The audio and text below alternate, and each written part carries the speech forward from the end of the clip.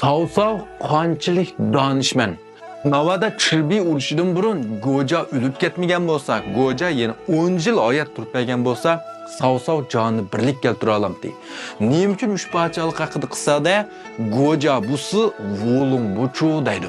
Endi bu Savsavning donishmandligi, odam ishiltishga qanchalik moyilligini hammamiz bilamiz. Savsav ushbachalik haqida qissadagi eng muhim, ham nurg'unlar eng qiziqadigan, eng yoqtiradigan bir obraz.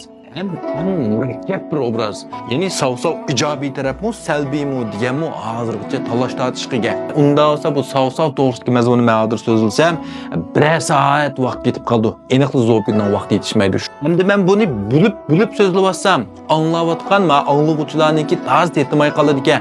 Oxirchi bugun yo'llamani biroq yo'lsingiz bo'lmamdi deb. Shuning uchun men ma kallamni azroq ishiltib, ostidagi xaytunjida degan ulanmaga 1 soatlik mazmunni biroqla esib qo'ydim.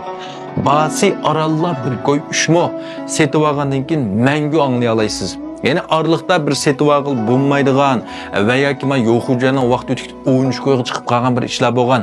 Yo'q xo'janim asli keltirib qo'ydim. Meni guanju qilib olgandan keyin 11 koy 7 mo'liq e'tibor bilan olsanglar faqat 1 koy üşmo degan pulni setib olib mangu anglay olaysizlar. Unda olsa bu savsav to'g'risida mazmun qiziqadigan, savsavni ajoyib yoqtiradigan ushbachalik haqida qissaning o'sha yishimni bir anglab boqay degan do'stlar Aslidagi seri qarabdan setib olsanglar bo'ladi. Ushbachalik haqida qissadagi keyingi mazmunni davomli qiziqadigan do'stlar meni go'nju qilishni hargiz unutib qolmanglar. Rahmat.